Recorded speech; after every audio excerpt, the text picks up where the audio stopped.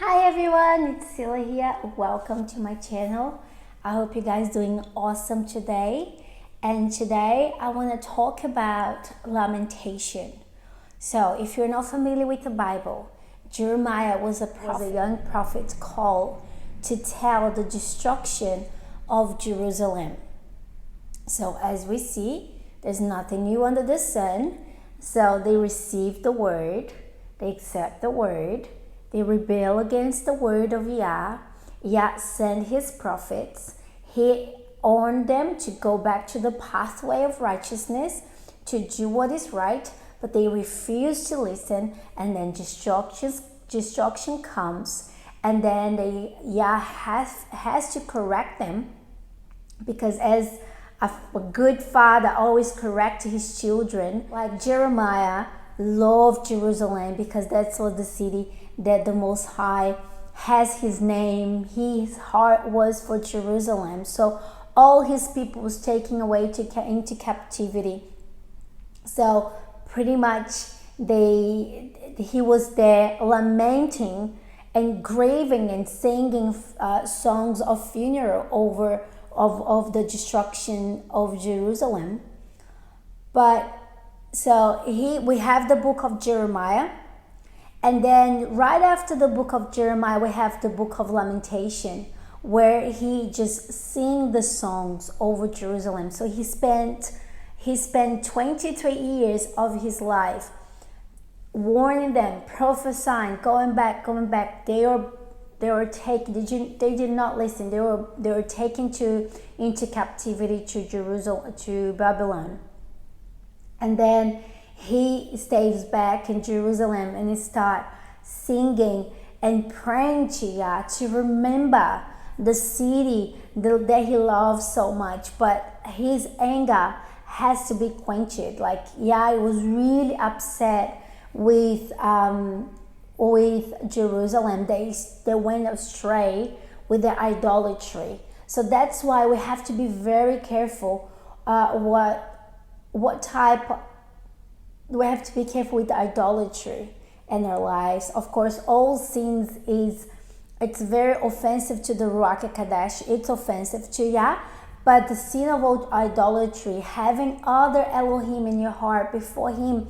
Remember the 10 Commandments where he was given to Moses, and he said to not have other Elohims before me.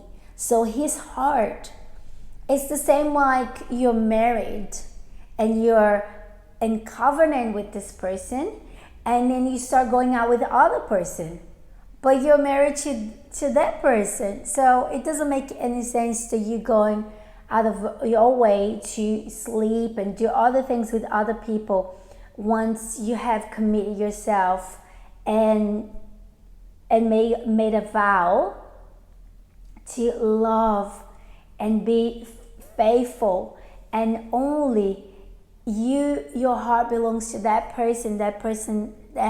people's heart belongs to you. So that's why we call brides, because we are meant to be dedicated, completely devoted and faithful to the Most High. So today Yah gave me Lamentation 4, where Yah's anger is satisfied. So he was describing how beautiful, how amazing, like the people were glorious, blessed, and the children, they were like amazing, mighty in their land. But now they're begging, they are completely neglected by their own parents because they cannot do anything to help them, because they're all in the same condition. They are in captivity in Babylon. But then chapter 5, he prays and reminds Yah of that type of condition. They're like, once they are the top, but now they're the bottom. They're the head, but now they're the tail. They used to be feared by the other nations, but now they fear them, the other nations that took them into captivity. The walls were broke down. There's no walls to protect them. The gates are burned down. Everyone can stop by with it, just come in and take whatever they want, say whatever they want, because they are completely destroyed. The remnant, the people left in Jerusalem, they were completely shaken and scared of from what happened to them, the way God punished and correct them. So now Jeremiah prays. Chapter 5, Lamentation chapter 5. Now Jeremiah prays and remind him that once we had glory, we have power, we had everything, we had his protection, but now what we have left is just a little remnant.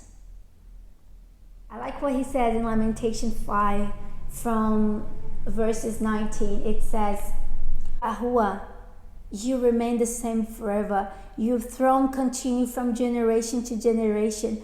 Why do you continue to forget us? Why have you abandoned us for so long?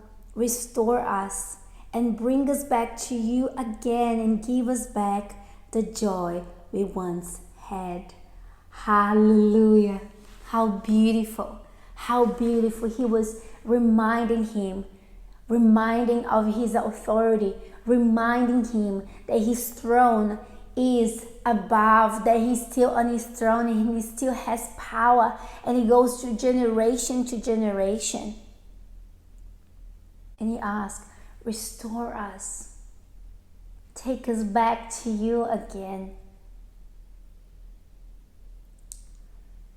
And you might be thinking, why this is so relevant today? It's very relevant. We're being scattered across the whole earth.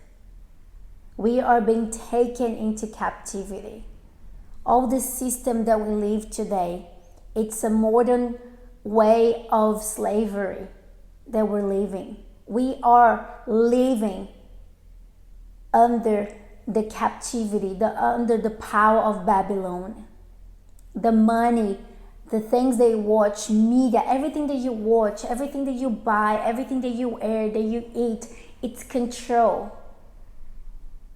by a system. And it's not yours. And the more you look into the things that's been happening in the world today, we need to start praying for restoration, like Jeremiah was praying. It is time, yeah.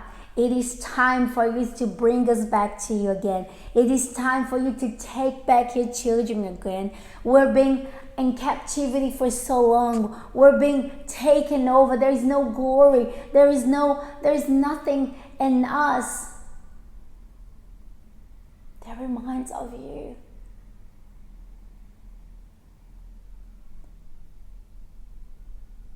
That has to be our prayer, for him to take us back, to restore us, to empower us, to be able to really walk in his door. There's something about the book of Jeremiah that really brings me joy. In Jeremiah chapter 32, it talks about, right in the end of the chapter, it talks about the promise of restoration. Remember, I told you he was prophesying over Jerusalem for 23 years that the Jerusalem would have been taken into captivity to Babylon. But even when he was prophesying over that it will be a big destruction and Yah would have corrected them, he was still prophesying over a restoration of a promise that cannot be broken. It goes like this. Jeremiah chapter 32 from verses 39, Yah is saying to them, I will give them one heart and one purpose, to worship me forever. for their own good and for the good of all their descendants. And I'll make an everlasting covenant with them. I will never stop doing good for them. I will put a desire in their hearts to worship me, and they will never leave me. I'll find joy doing good for them, and I'll faithfully, wholeheartedly replant them in this land. Hallelujah. Hallelujah. This is so powerful. This is so powerful. We need to remember, as Jeremiah was praying and say, restore us. Restore, bring us back to you. And when you bring us back, give us this promise. And Jeremiah 32:39, give us that one heart and one purpose. No longer we'll be wandering. No longer we'll be like desiring things. Only desire Him. We will only desire Him. This is our calling. This is our time. This is our generation to start praying for restoration. Praying for the restoration of the land. Praying to have that one heart and one desire only, to seek Him, to have Him in our hearts. That's my prayer for you today, for you to stand up and pray and start prophesying Lamentations 4 and 5 and Jeremiah 32 verses 39. For He restores us. For He comes and rescue us. We're living in very interesting time. We are completely under the power of darkness, and we need to rise and shine. We are the generation prophesying Isaiah 60. Arise and shine, for your light has come. Yahushua, the light of the world, has come. But the glory of the Most High rises to shine on you. We have the light. We need to start shining now. Start walking in the way of righteousness. This is the time. This is it, guys. I'm gonna love you, and I'm gonna leave you with this word today.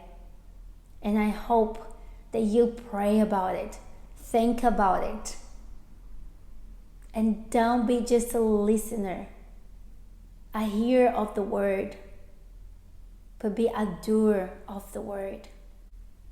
Love you guys. I'll see you next time. Bye.